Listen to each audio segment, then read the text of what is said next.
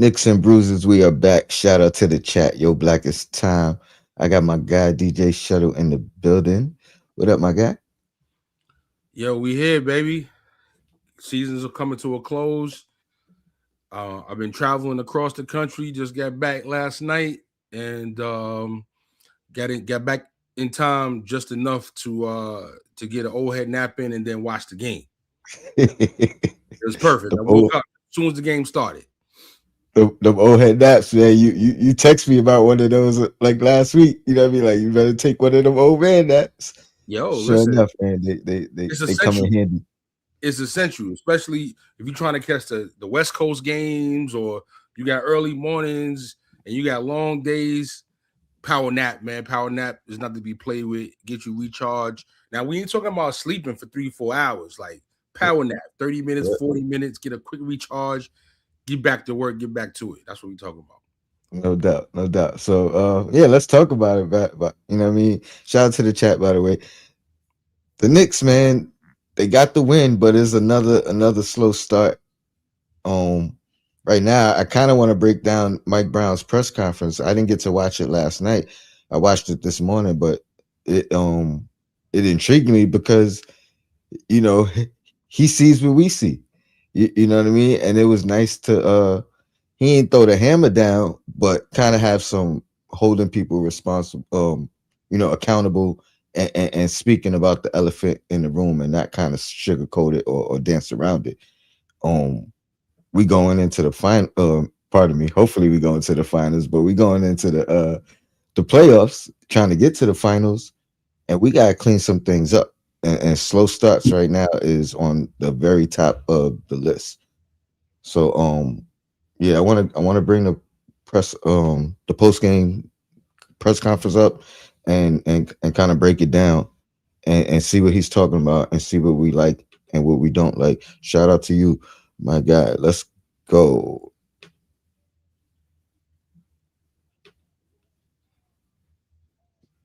It's good to get a win, but you know, I was not happy with the way that we started the game and we played most of the game. Now we found a way to get a win Fair use though. uh, because of the stuff we did in the game. Uh, I did not name a BPOG today, so there's no BPOG.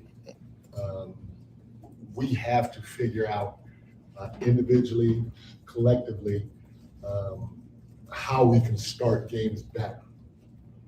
I thought at Indiana, and again, we did not quote unquote blow Indiana out. That game. I mean, right there, man. Just starting with that little clip right there, not naming a defensive player of the game. To me, that holds volume. I like that. I like that he did that. You know what I mean? Nah, we ain't giving no rewards for this game. You guys, if there was a defensive player, he should have started at the beginning of the game. Even though defense, it was a defensive game, low scoring game for both teams. But yeah, I like that. But what'd you think of that, man? Just not naming a defensive play game, but not just not naming it, saying it out loud. You know what I mean? Not waiting for someone to ask who was the defensive player of the game, because I think he's done that once before, but it kind of went unacknowledged. What, what's your thought on that, Shadow? I mean, hopefully it's a little bit of a wake up call. Hopefully it's a way to show people that just because you won a game doesn't mean you're deserving of any rewards. It's like it's like being a kid and being paid to do your chores. You know what I mean? Like, the chores just because you might have did the chores, but you might have did something else that was not valid. You know what I mean? So we ain't you ain't getting no money for the chores this week or this month or whatever it is. So um yeah, I mean, listen, you got to try something. I mean, because obviously whatever you telling them to do to get ready for the game ain't working. So maybe if you take something away, they don't have their PlayStation for a week. You know what I mean? The kids will learn how to straighten up. I mean, I can't really call it like, this is supposed to be a championship contending team. You got Boston ahead of you, in the playoffs, this is a game that you should be looking at that's going to draw you a half a game closer. I think Boston had either just lost the night before or they lost earlier that day, one of the two. So you got to be scoreboard watching at this point in the season, like, and it's just too much of a feeling amongst a lot of fans for my liking. I'm not saying this is every fan, but a lot of fans for my liking are feeling like, oh, it's not the playoffs. It's not the playoffs. It's not the playoffs. Listen, you are the habits that that you put out. Yeah. Yeah. I mean, the habits that you are is who you are. And like this whole idea that the team could just turn the switch on. So hopefully this, is just puts a shock in the system and brings the team back to a tighter defensive effort in the next game and a better effort overall, especially to kick the game off. And I just want to add is bigger than just this game. Like right now he's talking about Indiana, but let's you know what I mean. So it's a stretch of games. But let's continue. They're going either way, but we collectively as a group started that game with a level of physicality, a level of focus that we need to have every game. Now he's talking about Denver, especially going down the stretch. I'm not talking about the outcome, win or loss. I'm talking about the start of the game with a level of focus, a level of physicality, so that they're feeling us to start the game. At Utah, tonight, in LA, guys are getting wide open threes or semi-contested threes, and everybody. And again, it's not just about the Golden State Warriors and them missing half their team. Clippers had all their guys, I think. So there are other teams in between where guys are getting open or semi-contested threes, especially to start the game. And all these players are in the NBA. That means they're all good. That's another point I wanna harp on. It's no excuse when you playing injured teams. Like it doesn't matter who we've played. We've had these same type of habits, like you just said, throughout the year. Starting games slow, trying to fight our way back. Last game was the biggest win of the season, biggest comeback of the season. But we've been in these positions all year. You know what I mean? So it's just nice to know that White Brown is on the same page as the fan base, as acknowledging the bad habits. You know what I mean? It's very late in the season. You know what I mean? But hey, rather late than never, right? To kind of, hey, you know what I mean? Like, you don't want to just switch up completely when it becomes the playoff time. You know what I mean? You want to show some of these tactics. My bad, I'm getting distracted. Shout out to JB, Jason Benjamin with the super chat. Appreciate you. He says, salute. Kings beat the Clippers. Raptors beat the Pistons. Are the Pistons and Clippers not contenders now? We have a tough win, but y'all we got a tough win, but yet criticized by media. Wait a minute. I don't think this is a criticism though from me personally. To me, I'm acknowledging the things that will worry me in the playoffs, the things that we got to clean up before we get there, and we're running out of time at this point. This is definitely not where I was in the losing streak. I know we could beat anybody. You know what I mean? But we're gonna have to play. We can't just breeze by anybody. We're gonna have to play our best, and I think that's where I'm at with it. I hope I don't feel like I'm criticizing the team. And this is me coming from, playing the coach's words. So it's an acknowledgement from him as well. My bad, Shuttle, go ahead. what the last thing you said is what I was gonna say. Like right now, we're playing Mike Brown's comments. These are the coach's comments, and we're talking about what our thoughts are about what the coach actually said. So, and as Tony pointed out, and as Mike Brown pointed out, this is not one game we're talking about. It was a comeback required against Indiana. It was a comeback required against Utah, and it was slow starts that didn't result in comebacks also against both LA teams. Mm-hmm. So this is not a one game thing. We're talking about less about criticizing. We're talking about habits that have to be formed that you can depend on, that night in and night out, win or lose. That's the last thing he just said before Tony stopped the clip. It's not about if you win or lose. It's about your physicality, how you start the game, playing smart, turnovers. These are things that you can do. Like, you can play tough in the beginning, play physical, only have 10 turnovers, and you can lose the game. And you can lose the game. And if you lose the game and you hold the team to 110 points, 107 points, there's nothing to say other than, you know what? I tip my hat to those guys. They played a little harder than we did. They made a few more threes than we did. We played tough, but they played a little tougher. We only had 10 turnovers. They only had 5 turnovers. So if we're having that conversation, that's probably a little less critical and, again, more just tipping your hat. But that's not what's happening here. Like, you're repeatedly having a slow start to a game, repeatedly having to dig yourself out of holes. Now, what this causes you to do, it impacts your rotations now. Now you have to – everybody said the starters are playing too many minutes. That's what y'all hated the former coach for, because he wanted to win the games, right? So now you put him in a position where, is he trying to win the game, or he's trying to keep the minutes to a minimum? And are you going to be happy with losing games too, in addition to having bad habits?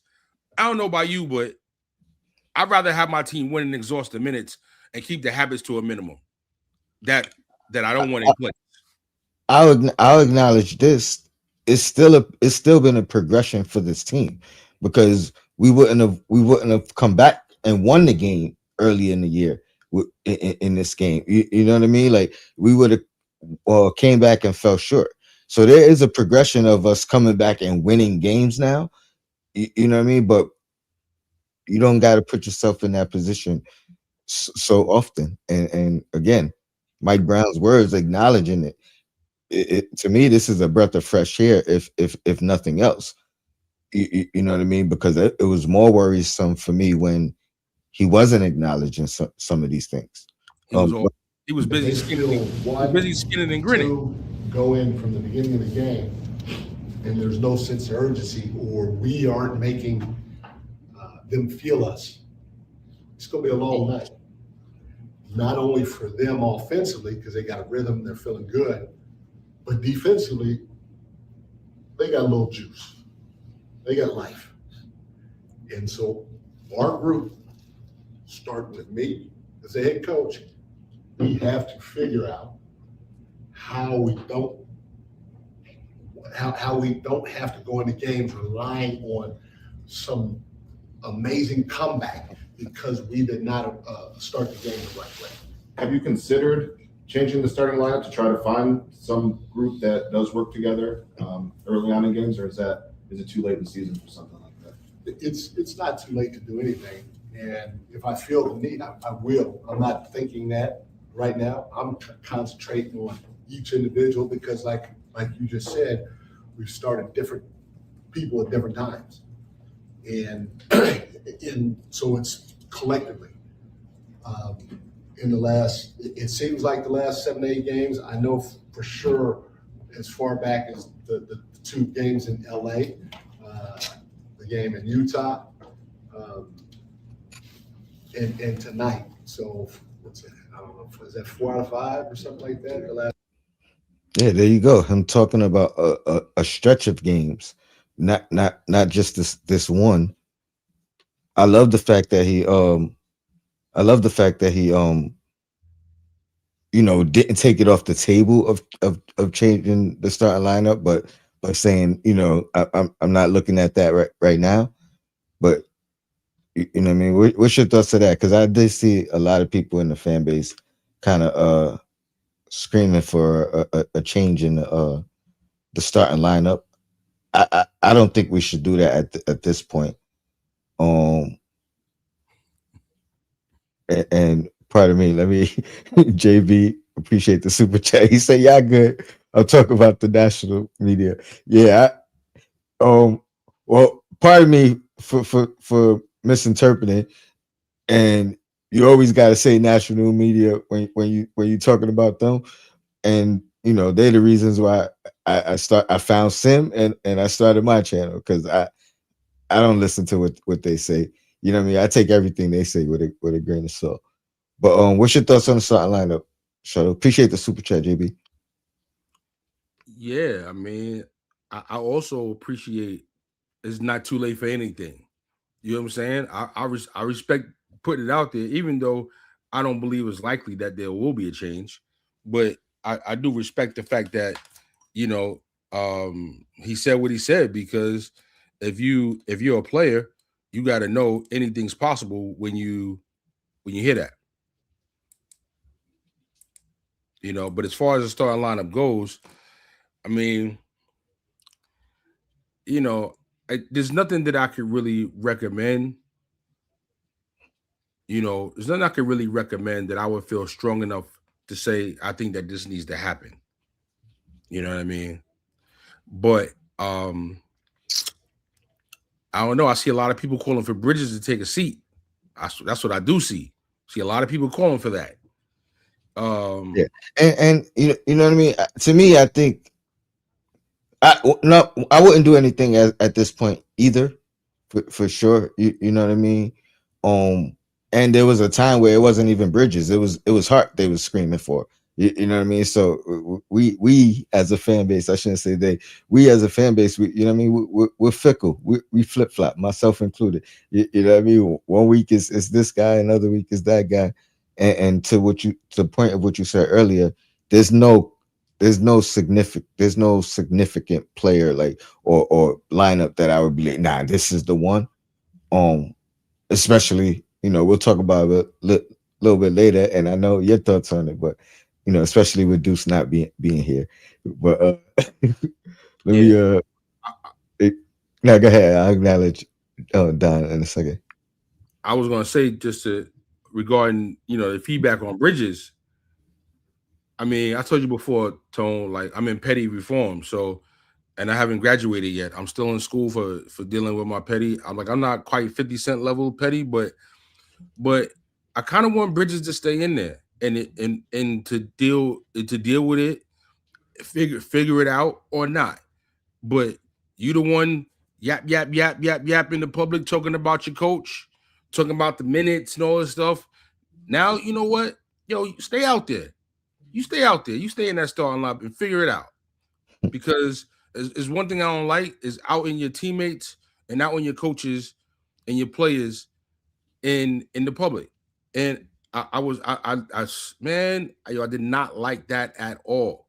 You know what I mean? So, that contribution to the narrative that people had about the coach, when people talk about how and why the coach had to get let go, yada yada, that's all part of it. So listen, take your medicine, fam. Take your medicine. Take your medicine, boy. And hopefully you right. He was right in the sense of, maybe. I mean, we'll talk about this again a little later too, but we've seen Clarkson kind of stay ready and fill the void, especially recently. And Shamit, I think he's capable of getting hot and doing the same thing.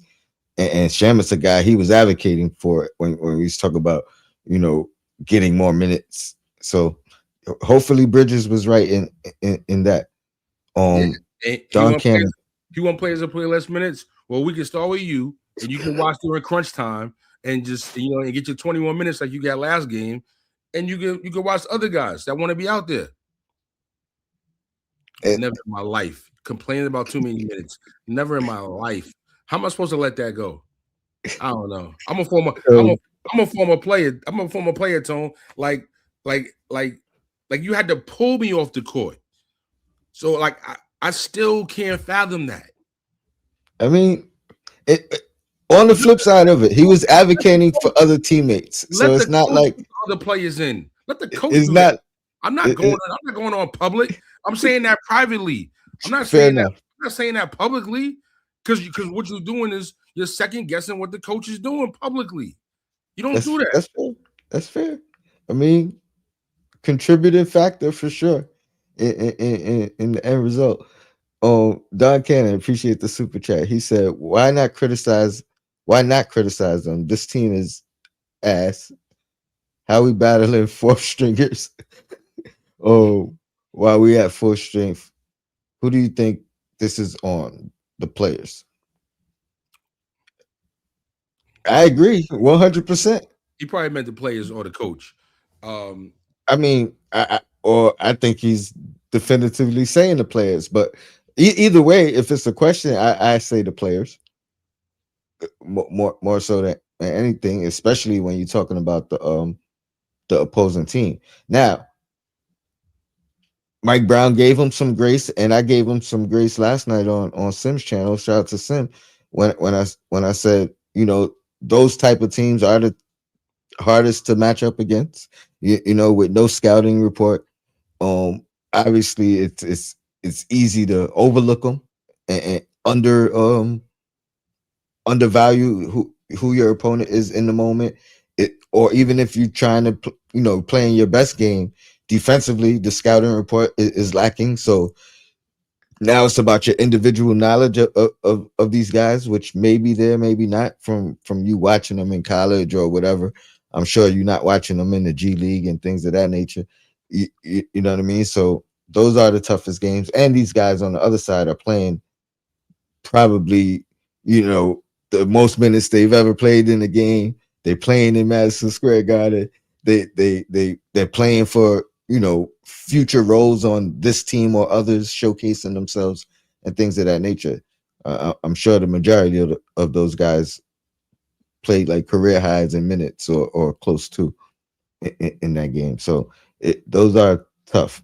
But and the NBA players that going back to what Mike Brown said, if they're NBA players, they're good. You can't undervalue them. But to me, that's him talking to his team.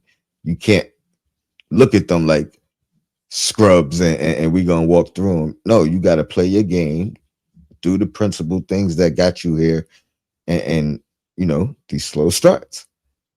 I'm gonna do a little bit more of this interview and told you my man, but I ain't hearing none. I ain't trying to hear none of that. as far as the difficulty of those games. As far as the last 2 minutes of everything you just said, I'm not trying to hear none of that. Are you kidding me? You better play your game, stick to what you do, play your principles, and nah, I ain't trying to hear that. Like how are you an NBA championship contending team, and this is how you start the game, and it takes you this much to beat this team. I don't care what you don't have on the scouting report. They shouldn't be able to stop you. And if they were that good, they would have been playing already.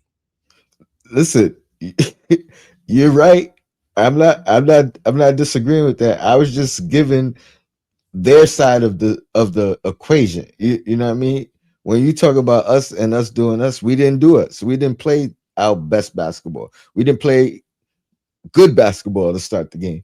You know what I mean? So I'm not trying to take anything away from or take any responsibility away from the Knicks. I was just saying, that one little tidbit. But yeah, let's continue this. Our last 4 out of 5. We started this way.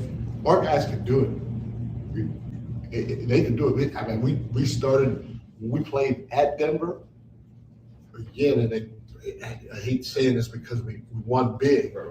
Let's throw out the score. We started right. They felt us from the beginning without us fouling. But when they went to shoot a three, the contest was there. The box out was there. We tried to take care of the ball. There was a level of focus, a sense of urgency that we brought to the table that led to physicality without fouling from the jump. And when that happens, we're a pretty good team. I mean, I'm sitting here, bitching about this, and somebody told me from the 1st of January on, we have the #1 defense in the league, or something like that. Yeah. Okay, we can play better. True. And I know for myself and every man in that locker room, every person in that locker Right there, though, we could play better, bro. That's all it boils down to. That's all we saying. We could play better, even though acknowledging best defense in the league since January, or top. You know what I mean? Moved up to 7th. You know what I mean? We could acknowledge the progression without, and also acknowledge we can play better. That's all I'm saying with this. I don't even. I think I'm done with the interview, or with the interview. It seemed like something about Denver though, that if Cat gets geared up for anybody, it seems like Joker and the Denver Nuggets. It seems like he's revved up to show he's a better big man than Joker every time he plays Joker. You look at his career, even back when he was on Minnesota, he's got great games against him. Like head-to-head matchups. You look at the numbers. I don't want to say they're better, but they're damn good. I mean, even Cat's defense in the Denver game, I'm like, wow, look at Cat. He's out there, like he's trapping, he's hedging. I'm like, wow, Cat is really putting the work in. But these last 5 games, it's been awful starts.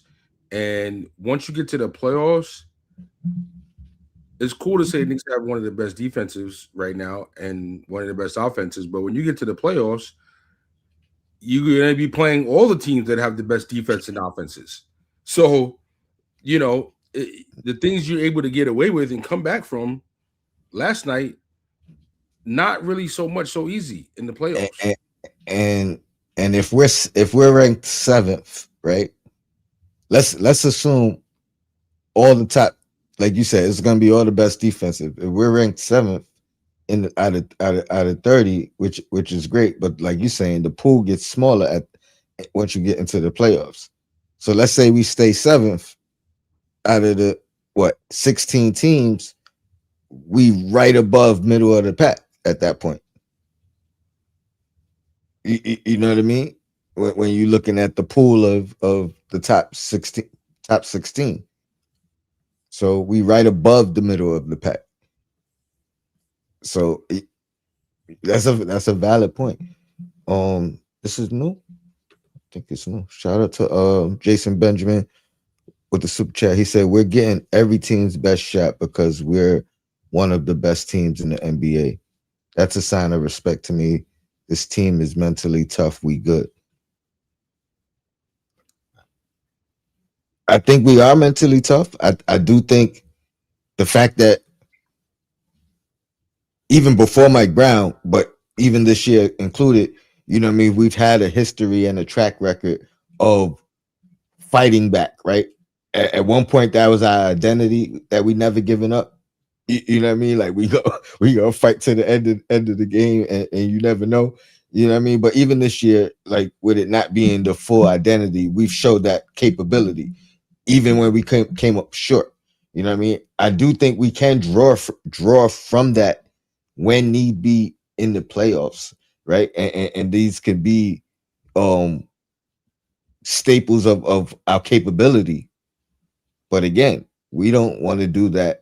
We don't want to have to rely on that on a game in and game out basis. You know what I mean? If that's the circumstance we're in, yes, let's draw from that. You know what I mean? Let's rally the troops. You know what I mean?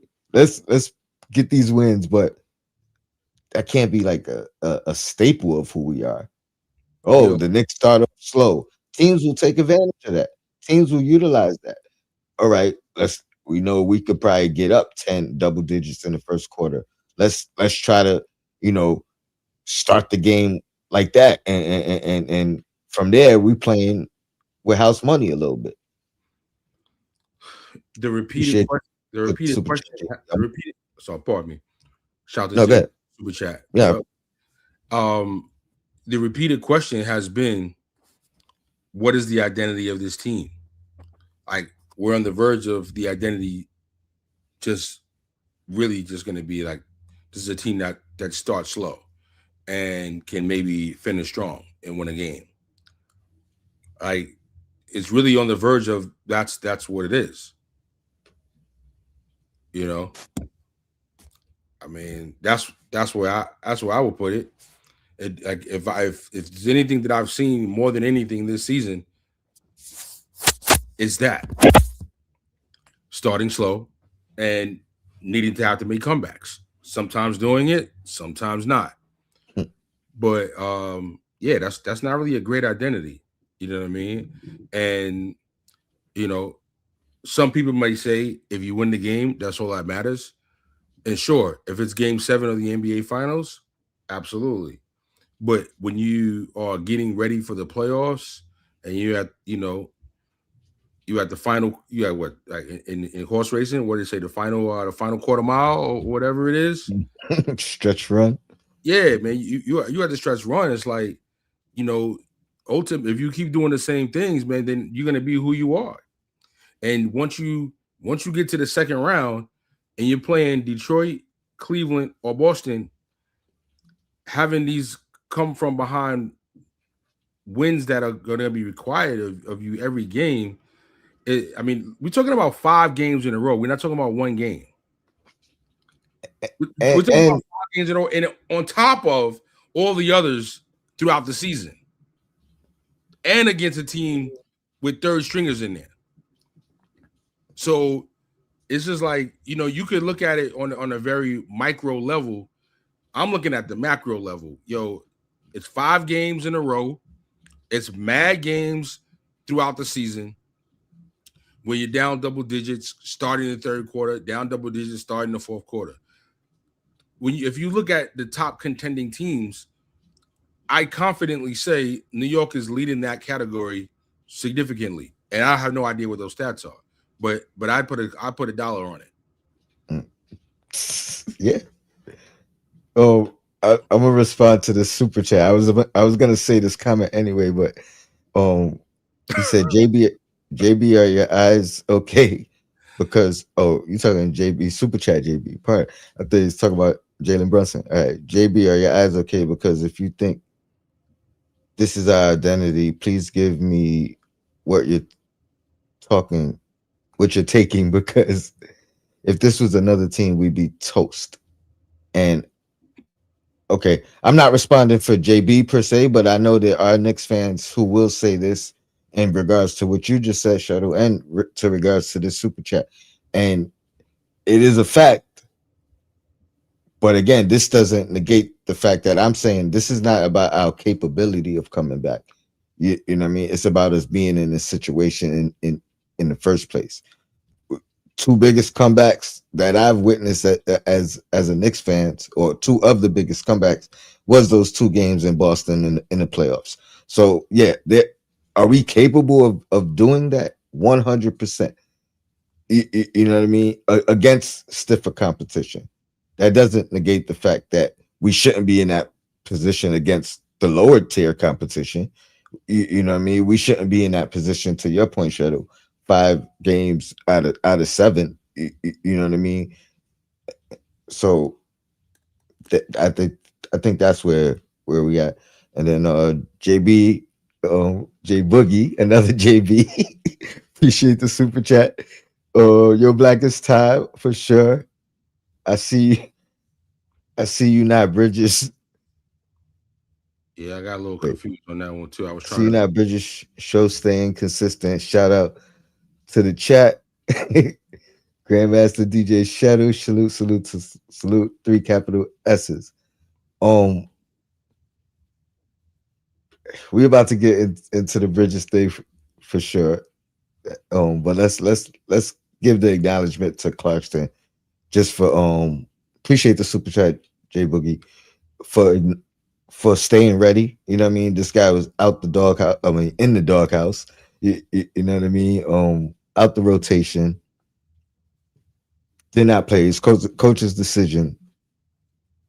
I wouldn't have been mad if he decided to ask for a waiver or something during that stretch when just past the deadline and all that, find his way on another team, he would have been well within his rights. You know what I mean? But he stayed pat. And during that stretch, you could notice him on the bench, cheering the team on, talking to Diawara, who was getting the minutes. You know what I mean? Talking to JB. I love that from him, and the fact that he stayed, and now he's back to contributing when we having offensive lapses, and guys are maybe Bridges opened the door for Clarkson. Maybe we wouldn't even have seen Clarkson if Bridges was playing at a more dynamic offensive clip. So we should thank Bridges. I mean, I'm not. It's just a good thing to have guys back there. You know what I mean? Break glass in case of emergency, and for Mike Brown to collect the data to say, all right, if we're in this spot in the playoffs, a tough spot in the playoffs, I got confidence that I could sit a certain guy, and I'm not saying Bridges definitively. I'm saying whoever it is, you know what I mean? But I got somebody back there that I could go ahead and rely on to say, go get a bucket. Go get a bucket. Do something. And, it goes to show the difference when you have NBA caliber players on your bench that have been here before, that have been successful before, that have been 6 men of the year, quality level players on your bench. Because if you don't have players like that on your bench, you don't have them as a resource to put them in. Makes a big difference. I'm trying to think if I should bring this stat up right now or let's talk about Mikal Bridges first, and then I'm gonna bring this stat up. It's gonna tie back into Jordan Clarkson as well, but it was interesting to me. But let me get to this super chat first. JB Jason Benjamin, appreciate the super chat. He says our identity is never quit and mental toughness. Those are championship qualities. We're not gonna be an easy out. These other teams got to play us too. Heard you. I hope so. I felt like that was our identity a couple years ago.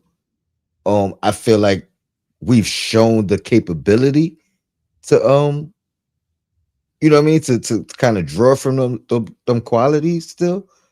But I don't know if that's our full identity, and the mental toughness part of the slow starts is questioning their mental toughness. You know what I mean? I give them resiliency, you know what I mean, to kind of fight through it, but not necessarily mental toughness to I'll give you not quit as well, but mental toughness to me that ties into the question of their mental toughness that they have in these slow starts continuously and throughout the year. But never quit. I agree. If you Resilient, have I agree. if you have a job, JB, try showing up to work late 5 days in a row. See how that goes for you, my boy. See how that goes. Because I know if they told me shuttle you booked and your start time is 12 a.m. and I show up to the same promoter 5 times in a row late, they ain't really gonna be all excited only about how good I played. They're not gonna care. Oh, shuttle. When you got on though, they were screaming. Nah, you gotta be on time because it's just that's part of the job, And you gotta start tough because it puts too much stress and too much strain on the team, the players that you don't really want. And yeah, to somebody that commented earlier about the Pistons and the Celtics last year, the comebacks and whatever, just like y'all are saying, oh, it's the player when it's the playoffs, them teams are saying, yo, the Knicks beat us last year, but this is this year. Detroit's the number 1 team in the East, coast to coast, start to finish. You think they're not saying we a new team? we looking for the Knicks. We gonna spank the Knicks this year. And they have a target on us for sure. And, and You know what I mean? and they are clear that the wins in the regular season this year don't mean nothing. They looking for the playoff smoke. And I'm not saying that they're gonna win, but like let's not act like it's the playoffs and it's special for us. Like it ain't special for the other players too. Like you think losing to the Knicks and getting his shot blocked is not part of Tatum's Achilles return coming back this year? You think that that's not part of the motivation to see the Knicks and beat the Knicks? Or Jalen Brown's Ascension. mishaps the previous game or the next game, whichever way it went, I forget. But you know what I mean? Good segue to Mikal Bridges though. You know what I mean? Because it's like, let me start by saying this. I feel like my thoughts on Mikal Bridges very much mirror my thoughts on the team, right? Where some may look at my critique or analyst that I'm down on him or I'm bashing him the same way some think I'm bashing the Knicks, and that is not the case. It's more of the expectation being higher. You know what I mean? But I want to credit some of the good that he does as well. And my question is, are we too down on Mikal right now? He's obviously in a slump. You know what I mean? Like, I think he's averaging like under 10 points in like the last 7 games. You know what I mean? Which is not great at all. But to start the year, at least for me with the eye test, it felt like both he and Deuce McBride were benefiting the most from Mike Brown's arrival. Even his 3-point percentage, like shockingly, when I thought he was in this slump early in the year, it was 37%.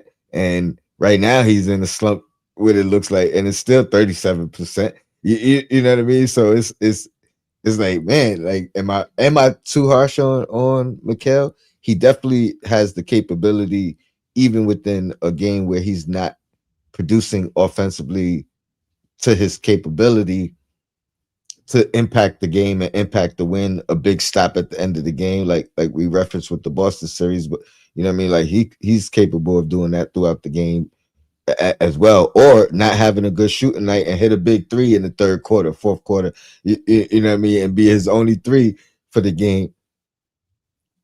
So it made me think about this earlier before, as I'm prepping for the show, and I'm like, all right, so what is it with Mikal? Is he doing exactly what he's supposed to be doing, and we just expect more? You know what I mean? What can he do to kind of reach his plateau or whatever the case?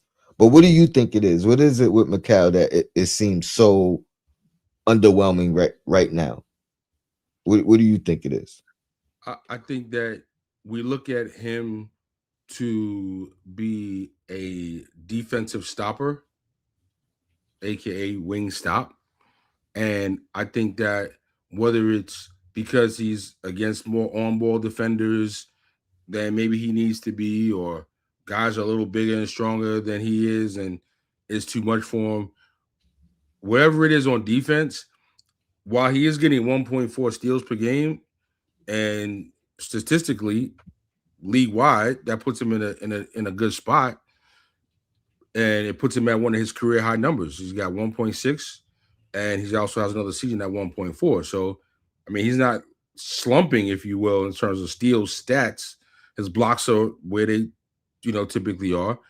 So, but it just seems like he's getting blown by on defense. And if you're not going to score more, because the scoring is down a few points, if you're not going to score more, then I'm looking for your defense to be as good as I expected or a little bit better.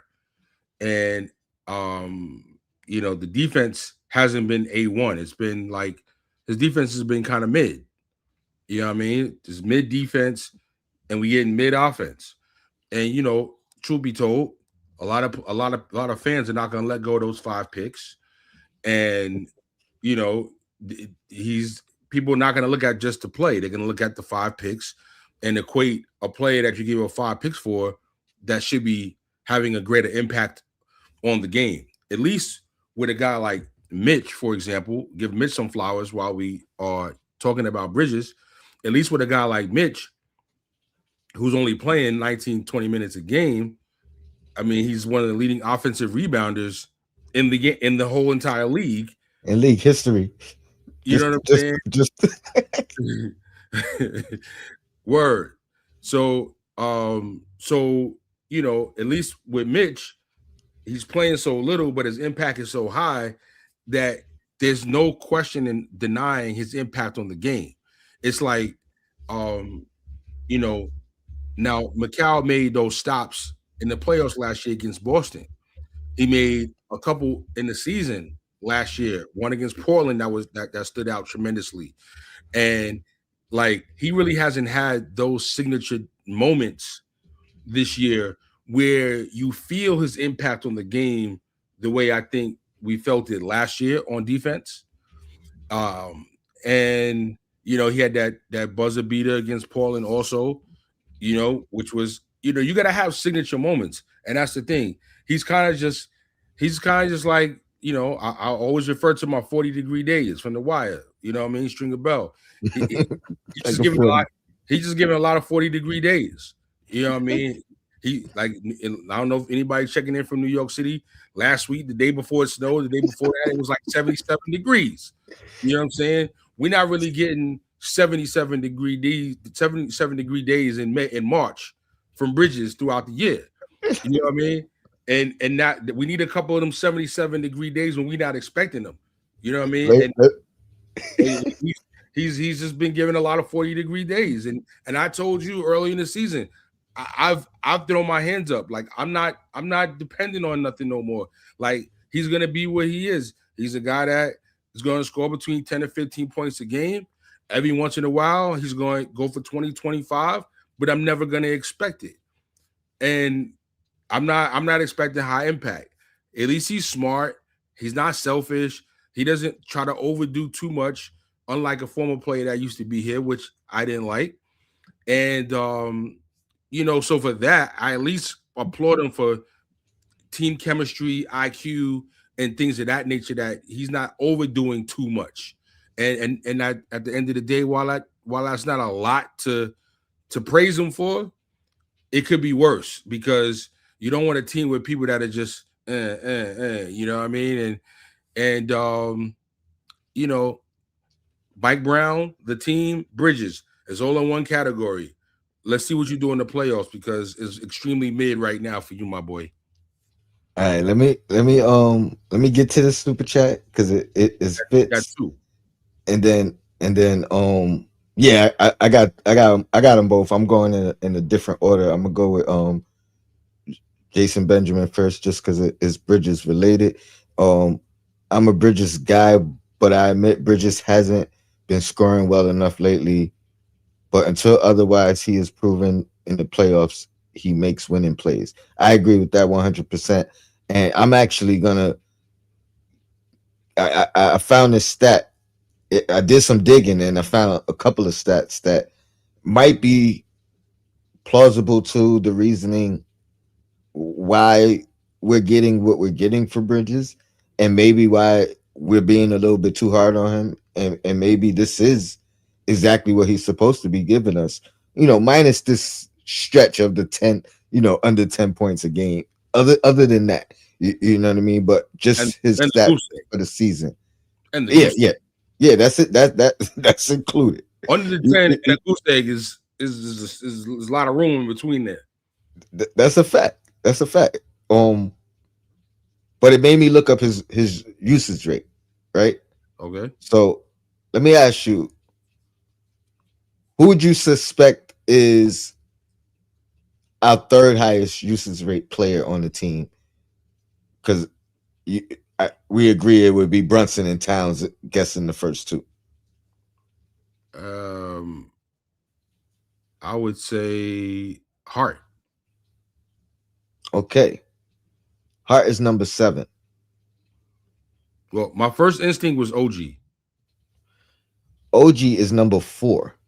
So Bridges would be number 3. Jordan Clarkson is number 3. Wow. Usage rate percentage. Well, I mean, when he gets the ball, it's kind of like John Starks. It's going up. Now, and that's part of the reason for sure. You know what I mean? When he's utilized for that reason. So that it shocked me that he was 3, but it makes perfect sense that he's 3. Deuce McBride is 5. Number 6 is Mikal Bridges. And I'm gonna give you the percentages just so you have the context of what it is. Jaylen Brown 30.4%. Cat 25.5%. Clarkson 21.8%. OG 20% even. Deuce McBride 17.8%. Mikal Bridges 17.6%. Josh Hart 16.8%. Landry Shamet 16%, and Mitchell Robinson 10.2%.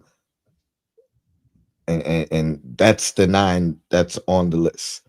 So anybody else is, well under, probably 1% somewhere or under. But that intrigued me. And then it made me also go back and look at his usage rate throughout his career, Mikal Bridges. So you got Phoenix rookie year 12%, next year 13%, next year 14.9%, next year 15.6%. That was the last full year in Phoenix in 2021. In 2022, it went from 20% in Phoenix, and then when he got traded the same year, shot up to 30%. And then in Brooklyn, after the first year he was there, traded there, it was 24%. So even on average, his percentage is maybe a little bit higher than his Phoenix days. Very close, maybe, but we're talking about a point or 2 difference in his usage. Do we really expect much more from him in this role? And when you talk about his usage on this team, it's number 7. It's number 6. Now, part of your usage number is going to be generated by you attacking, creating your own shots, and shooting the ball up. And I think that's some of the displeasure, the dissatisfaction, the can you please do more, that the fans are like, yo, we've seen you do it before. Why are you not doing it? And it's like he's shying away versus, like Shaman said, hey, I told Diawara, you're open, shoot the ball, my boy. And Diawara shot that thing, 16 times in 15 minutes or something crazy like that. And I'm saying, like, I don't want to say we want him to have a bad, and this goes back to my point about him being a high IQ player, and not just chucking. And while it may not seem like a great thing to applaud in the scheme of a team, boss, it might just be what the team actually needs, because if he did more, it might make the team worse. But there's some of us, present company included, that I guess have seen him do it when he was at that 30%, at that, you said what, 24% with the Nets second season, 20%? Yeah. So the entirety of his time with the Nets is 24%, which would put him at 3rd on this team. If the usage rate was that, you know what I mean, even above Clarkson. But with the way that Brunson dominates the ball, and the way that Towns gets a lot of shots most games, and then all the others that get so many shots, and this is why I said, like, this is not a team that you're going to focus on a big 1-2 punch or a duo, because you got a quality team in that entire starting lineup that Mhm. anybody could Mhm. go, and Bridges style just is like, all right, well, I'm a team guy. Like, I don't got to over assert myself. I don't got to play too many minutes. Put the bench players in. You know, ultimate team guy. What you gonna do with him other than just let him be who he is?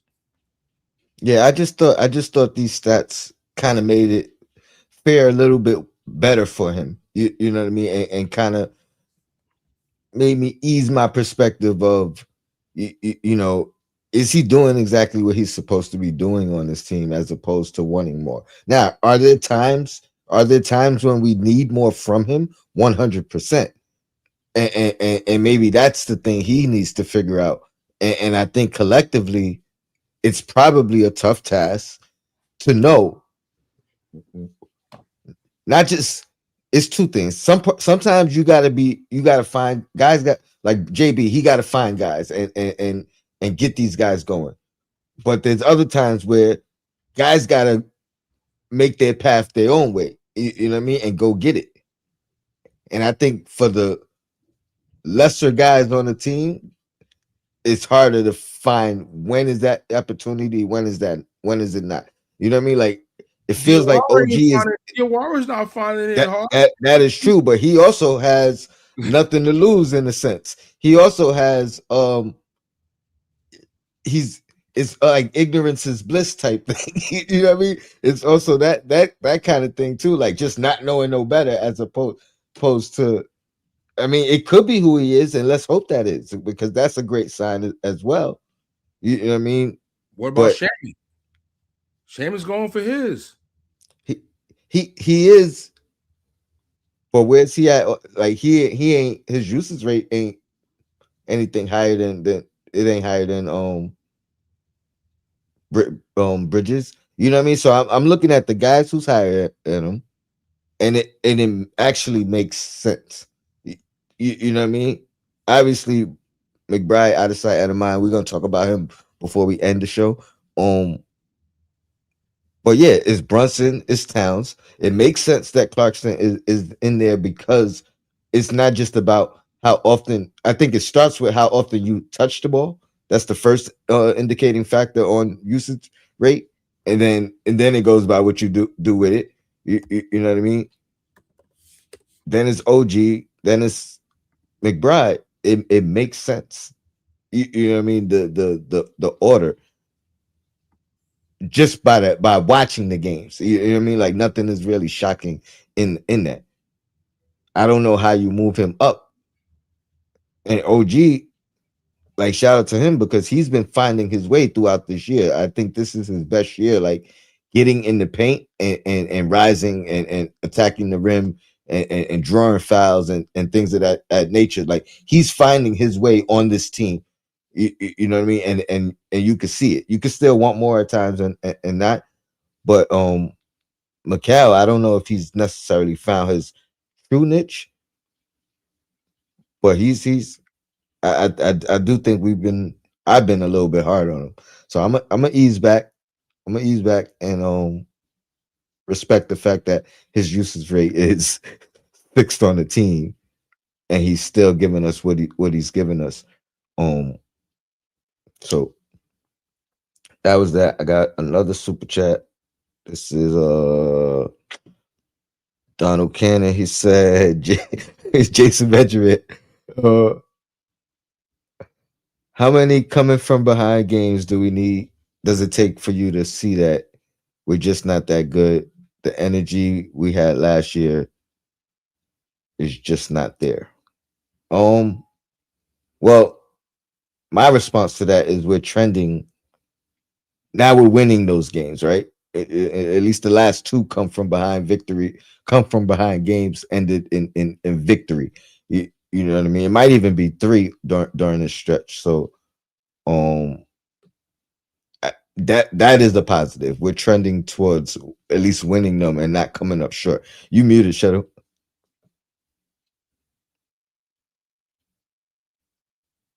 And I got you. And JB with the super chat. Appreciate the super chat. Beginning of the season, Mikal Bridges was playing the best ball amongst the team. but it was crickets among some fan bases. Now he's not a starter. Um, I definitely acknowledged it. I felt like both him and McBride was looking like they benefited the most from Mike Brown's new offense. It kind of just you know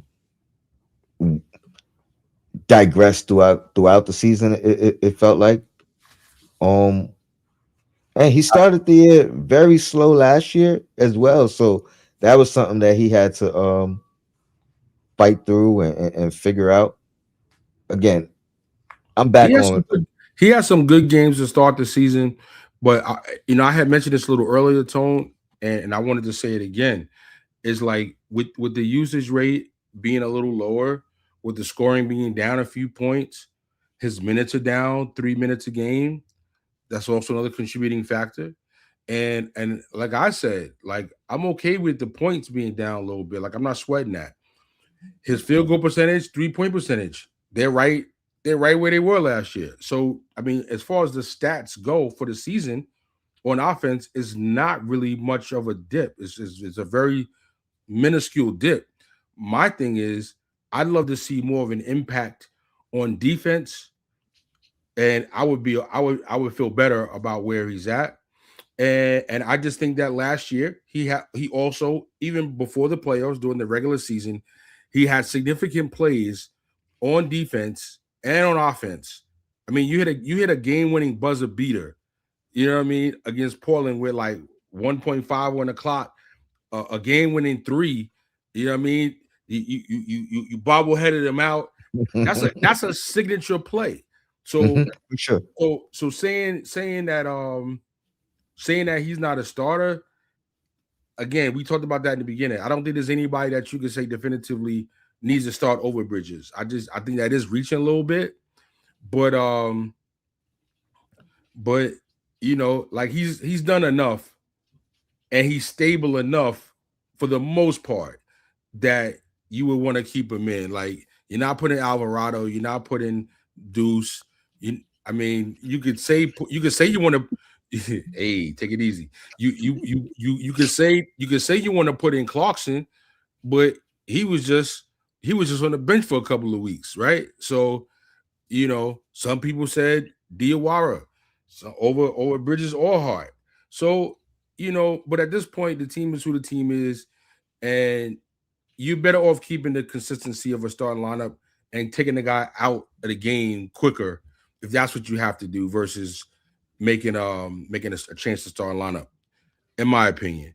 And yeah, them picks ain't really amounting to too much until like 2020, I think till 2031. Really is the only time I could foresee it being a potentially very valuable pick early in the lottery, or if the team, by that point the contracts should be up for Brunson, for Towns, for Bridges. Who knows where the team's at that point? But you might use this year's draft. You got the Wizards early second round pick, and I've been saying this: if the team is to the Eastern Conference Finals or to the finals, then you might want to trade that first round pick. It's two teams I think that don't have first round picks, and I think one team doesn't have any picks.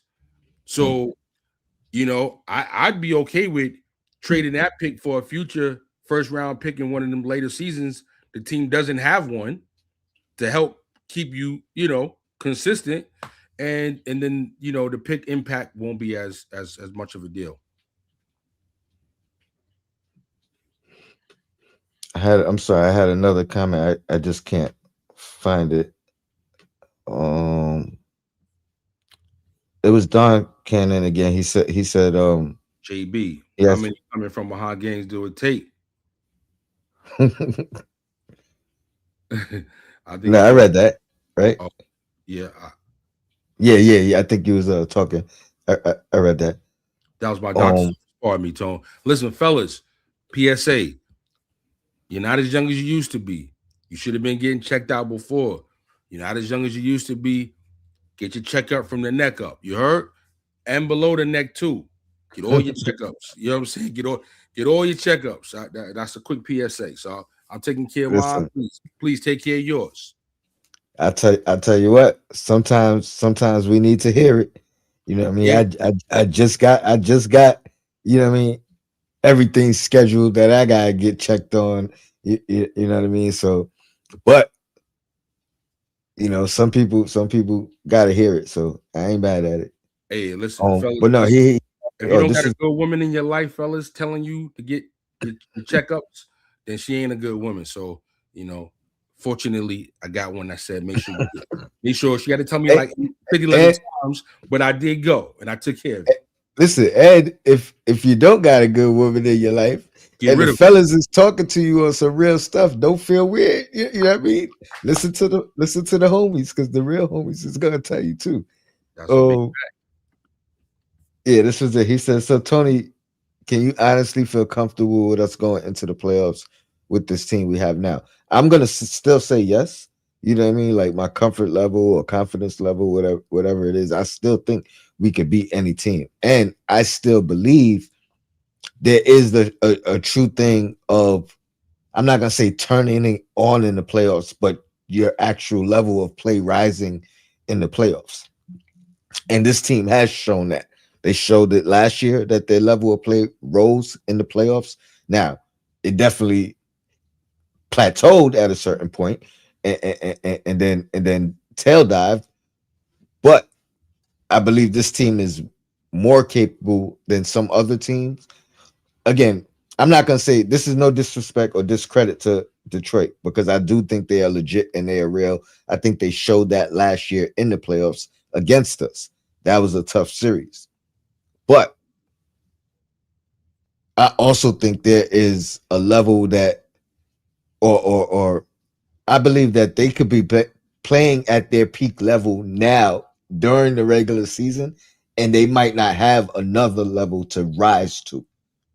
And until they show me that, you know what I mean? That's kind of where I feel. I feel like they're playing at their playoff intensity. They're playing at their playoff level. I don't believe that we are yet, and I believe that we can do that in the playoffs. Not necessarily turn it on, but rise our level of play. So I'm not. I am comfortable. I'm not uncomfortable. I'm not worried. You know what I mean? But I would like for us to play our peak basketball going into the year, going into the playoffs, as opposed to finding it in the playoffs, because it becomes a little bit harder. Um, Last thing before we get out of here, Deuce McBride. I know, sometimes some people, they hear you on here and they think, you're a Deuce hater. That would probably be the one spectrum, or you know what I mean. You don't like Deuce or whatever the case. So I love Deuce. I know you do. I know you do. But sometimes you bring up trading him and things. The way I used to feel about Mitch. I'm sure there's people out there that feel that way about you with Deuce. But my question is, well, a couple of things. I got some more stats too. Interesting enough. There's one thing I love. Um, I love stats.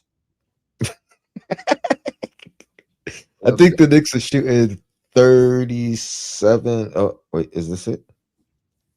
37% from 3 point. Yeah, 37.2. Number 4 in the league in 3 point percentage. Right. Then it made me go look at well, who are our top 3 point shooters? And 3 point percentage. There he is, top of the list. Top of the Deuce list. McBride. Hold on. Do I need to share my screen? Do I need to Oh, share my screen and show it? I got it pulled up just like that. There we go, Tone. You want to see it? There you go. Go ahead. I gotta add it, or you can add it. Oh, Google screen is testing you. You don't see it? Yeah, I can add it. Boom. See, I blew it up so I can see it. Yeah, Deuce McBride, 42%. And if there's one thing that he's gonna bring, or I'm hoping he brings when he comes, or two things, because defensively he is one of those guys. Um, I know we talked about, how does Alvarado's arrival affect Deuce when he comes back? But number one, I still think they could play next to each other. I think they're two different type of defenders. You know what I mean? So I don't think one takes away or replicates the other, even though he was brought here, to kind of fill the role of Deuce. Um, but yeah, I think number one, we're gonna need that consistent 3-point shooter. And it's funny because he don't shoot the way other guys shoot. You know what I mean? Like he doesn't shoot the way Shamit shoots. He's not a like off the dribble, pull up guy, but catch and shoot. You know what I mean? And just standalone pull ups, 42%. We're gonna need that. And What's your thoughts though on him finding his way back into the rotation? Um, is yeah, it a slow? Is it a slow thing? it's sketchy. And shout out to Macau, fourth on the list. You know what I mean? Going back to the previous conversation. It's tough with Deuce because if the team was playing better, the team was in a different position in the standings, then maybe you're more adept to just all right, throw him in. Let's see where he's at, kind of thing. But I mean, with the way Clarkson and Shamit are playing right now, do you really want to tinker with that? Now, if you said you wanted to give him some minutes over Alvarado because Alvarado's been very inconsistent on offense, I could kind of buy that, but I'm not sitting him at the expense of Shamit or Clarkson. That I'm not doing. Like Alvarado could sit, Deuce could show you whether or not he's got his speed and he can be a presence on defense or not. And at least now if you are really got to hang your hat on defense, you're gonna put Alvarado in. You know what I mean? Over him, or now you got a decision to make. Am I gonna sit Shamit or Clarkson or whatever? Me, I really don't like this small ball lineup against most teams, where you end up with a lineup like, let's just call it Alvarado, Deuce, and Shamit, Alvarado, Deuce, and Clarkson. I don't like them lineups. I don't like them lineups. I don't like them lineups. I don't like them lineups. I don't like them lineups. Too small. And then now you're playing OG out of position. If you're playing them with Diawara, you got too many inexperienced players playing with an inexperienced lineup. You know what I mean? I think the playoffs, the rotation should be shrinking anyway. So you got your 5 starters. Mitch is gonna have to play. Shamit's gonna play. To me, those are the top 7 players right now. If the playoffs are starting today, those are the top 7 players in the lineup. Those are the must plays. Then Mitch and Shamit and the starters. Right. Mitch and Shamit plus the starters. And I think Diawara has a really strong argument. I mean, I've been talking Diawara since the draft, since the season started, so I don't want to be a homer. But I'm gonna say Diawara and Shamit and Clarkson play the same position. So, I mean, I guess if Bridges got to sit, if he tired, if he playing too many minutes and he playing the way he been playing, maybe he could see the bench and Clarkson's getting some minutes because you're gonna need scoring. To me, it's a good problem to have. I agree with you 100%. Though I think he jumps Alvarado as much as Alvarado's been a spark. Shout out to Sim, when in multiple games this year, multiple defensive player of the games. I mean, making his impact. I don't think he's above Deuce McBride in the full rotation when healthy. Deuce, we know he's not a point guard 100%. This is not what I'm saying, but he's already prepped in that role as the guy. So he, he can play alongside a Clarkson and a Shamit. Is it ideal? Probably not. Um, a lot more will also ride on who else is the other two guys on the court with them. You know what I mean? But I think he's a staple. We I don't know how much we've missed him while he was gone, but that's because of some of Alvarado's sparks. You know what I mean throughout the games.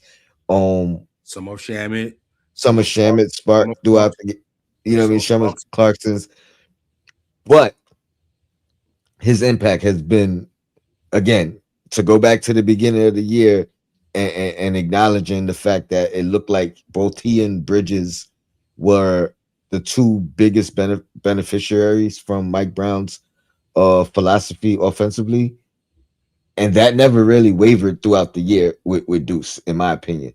Like he, even though it looked like Mikal kind of took a step back from the beginning of the year to now, it never looked like that for Deuce. The only thing that has held Deuce back this year has been injuries Yeah, and missing games. but see, unlike other positions, you know what I mean.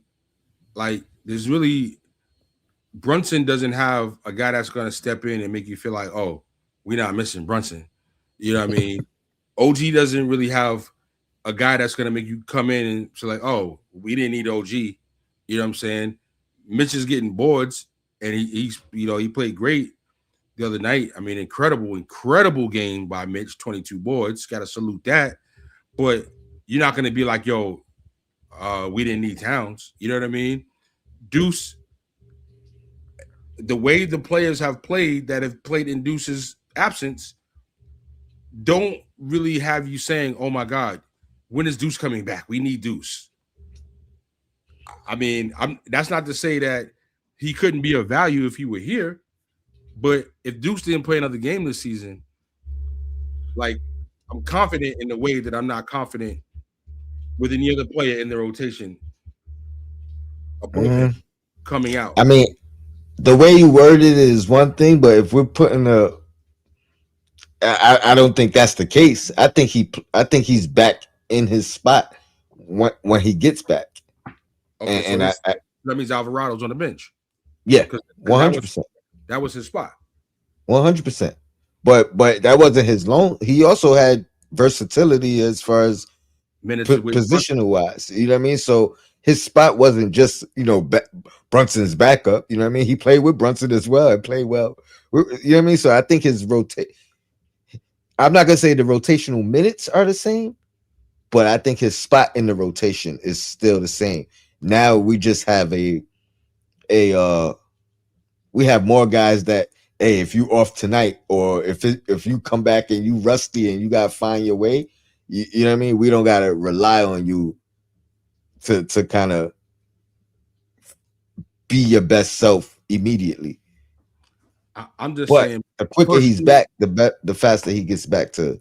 I love Deuce. Deuce, the Deuce story is great, but if I'm coaching this team and I got a 6-man of the year that's still getting buckets on my team, that is better at getting his own shot than anybody else other than Brunson on this team, better than Deuce at getting his own shot, and a guy like Shamit, who's playing tough defense, can make the pull-up three.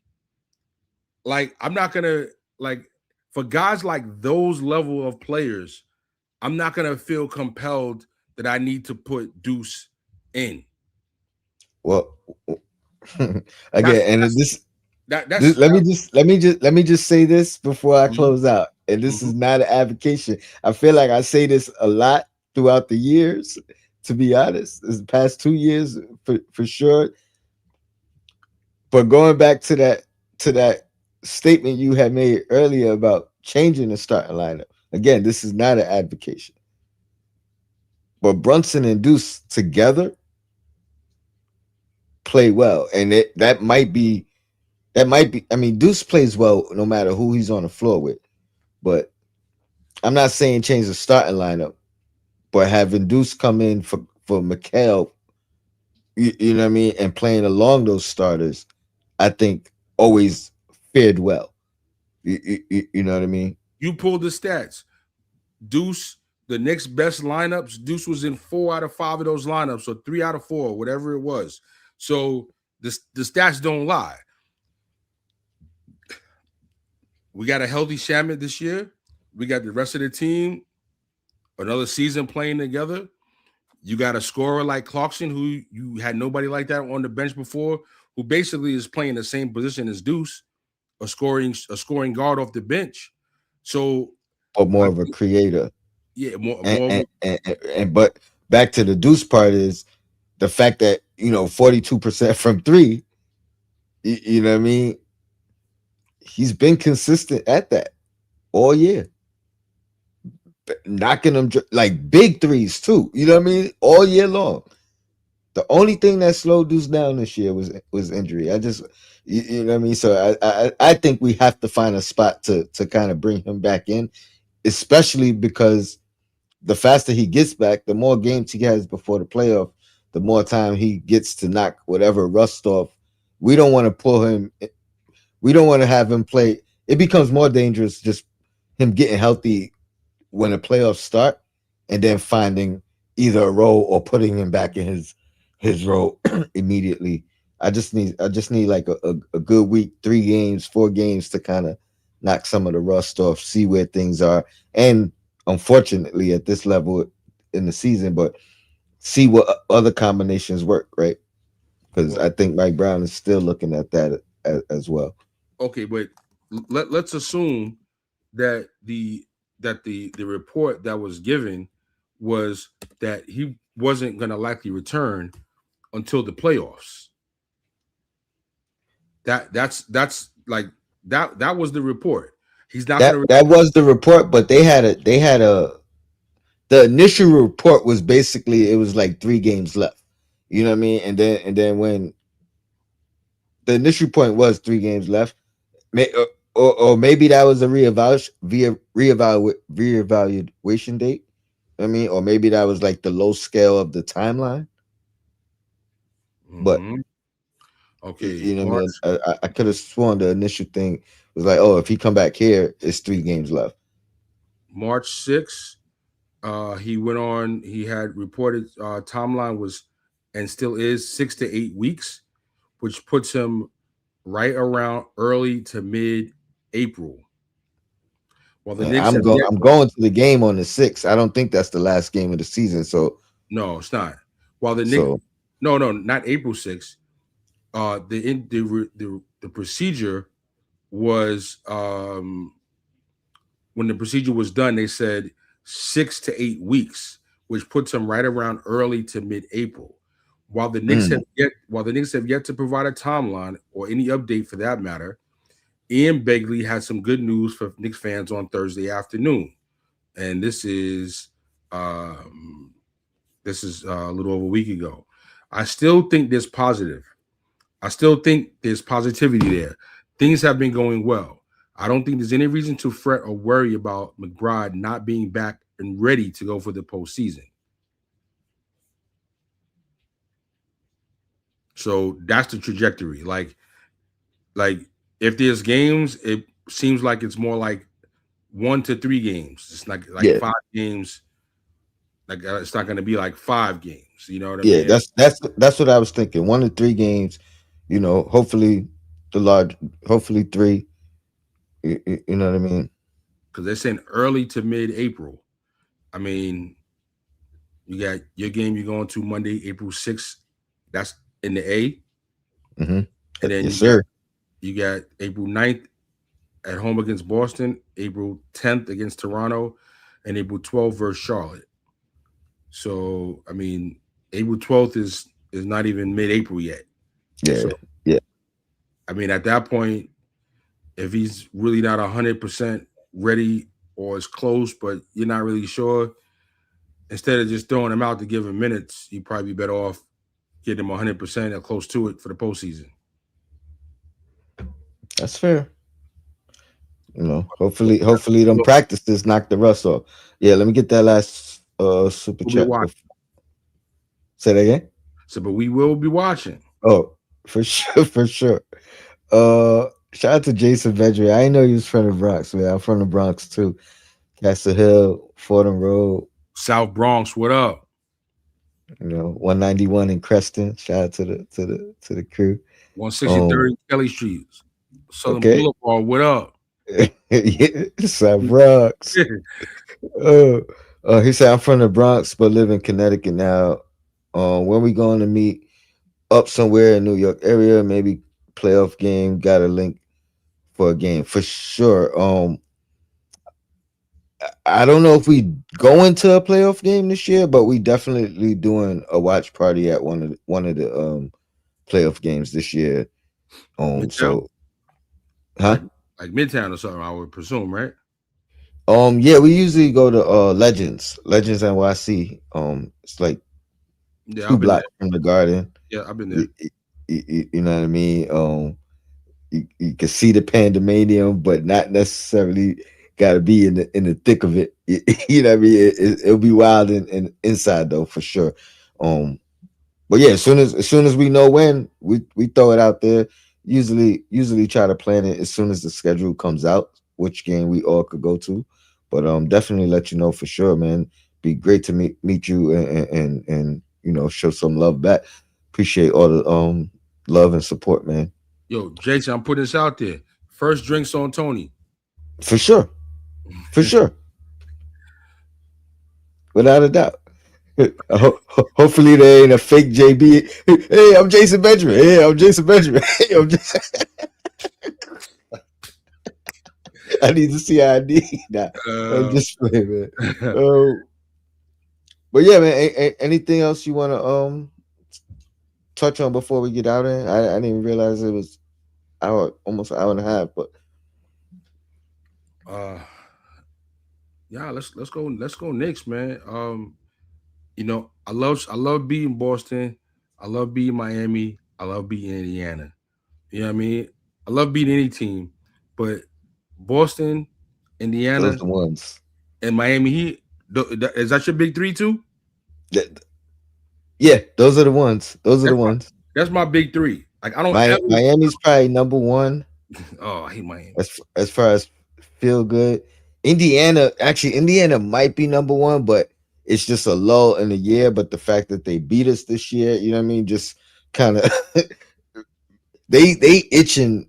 They about to be number one, Indiana, but Miami still got the longer track record as far as in my Yo, and then they got Reggie heart Miller of announcing beats. the games. I was like, yo, listen, we don't need Reggie Miller announcing the games. That just makes it easier to not like Indiana even more. And like it keeps it even in a down season, just seeing Reggie Miller's face just brings up old stuff. You know what I mean? It's like a trigger. So Indiana, Miami, Boston. Indiana tomorrow. Let's get a fast start. Let's get the lead early. Let's put the Tims on their neck, and let's win this game coast to coast. Let's let Yeah, the guys that ain't been getting a lot of run get some minutes, and let the starters get a little rest tomorrow. Can we do that? I agree. No slow starts. I might if I was good with the merch game like that, I'd definitely put it on the shirt. No slow starts, man. Let's stop that trend. Everybody that tuned in, appreciate you. The replay gang, appreciate you, man. Shuttle, of course, appreciate you. Uh let's go Knicks. Until next time, your blackest time. We out of here. Peace.